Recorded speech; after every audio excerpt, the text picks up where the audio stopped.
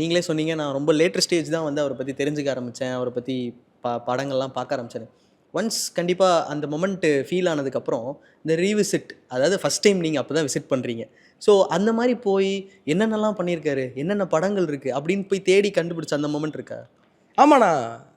எனக்கு 2, 3 பேர் இருக்கிறாங்க.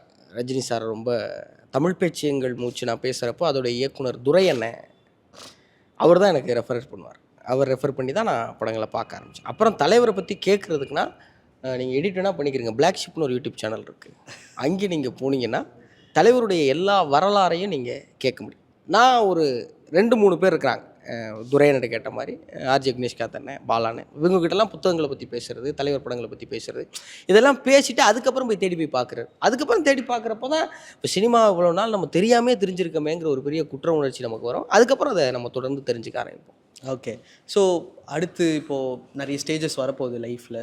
ஸோ ஒரு மந்த்ரா, தலைவரோட ஒரு மந்த்ரா, இது என் லைஃப் ஃபுல்லாக நான் எடுத்துகிட்டு போய் செயல்படுத்தணும்.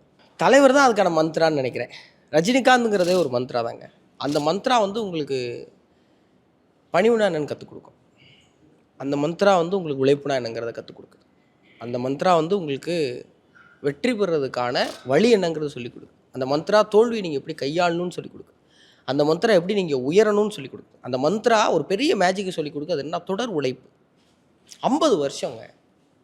இப்போ நீங்கள் பார்க்குற எல்லா உச்சத்தையும், இப்போ நீங்கள் அவருக்கு கொடுக்குற எல்லா செலிப்ரேஷனையும் அவர் ஒரு 25 வருஷத்துக்கு முன்னாடி பார்த்துட்டார். மனித இயல்பு என்ன? ஒரு விஷயத்தை நீங்கள் பார்த்துட்டிங்கன்னா திருப்பி அதுக்கு மேலே என்னங்கிறதான் பார்ப்போமே தவிர, திருப்பி அது கிடைச்சா அதுக்கு நம்ம பெரிய எஃபோர்ட் போட மாட்டோம்.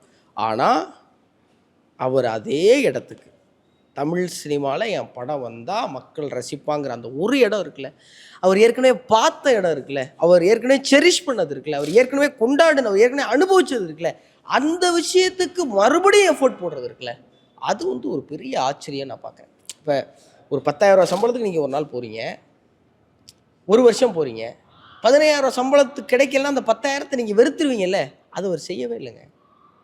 அன்றைக்கி எத்தனை கோடி ரசிகர்கள் இருந்தாங்களோ இன்றைக்கி, இப்போ இன்றைக்கி அவர்கிட்ட 50 கோடி ரசிகர்கள் இருக்காங்க. அது அன்றைக்கே அவருக்கு வந்துருச்சு. அவர் உயரலைங்கிறத நான் சொல்லலை, அவர் உச்சத்தை பார்த்துட்டார். ஆனாலும் அதை பற்றி ஒரு யோசிக்கல. அதான் யானை மாதிரி இருக்கணும் பாருங்க. அப்பா யானை ரோட்டில் நடந்து போகிறப்போ மாலை விழுந்தாலும் யானை ஒரே ரியாக்ஷன் தான், நாய் குலைச்சாலும் யானை ஒரே ரியாக்ஷன். யானை வந்து மாலையும் சட்டை பண்ணிக்காது, நாய் குலைக்கிறதையும் சட்டை பண்ணிக்காது. என் நோக்கம் என்ன? அதுதான் தலைவர்கிட்ட இருந்து இன்னும் கற்றுக்கிற பெரிய விஷயம்.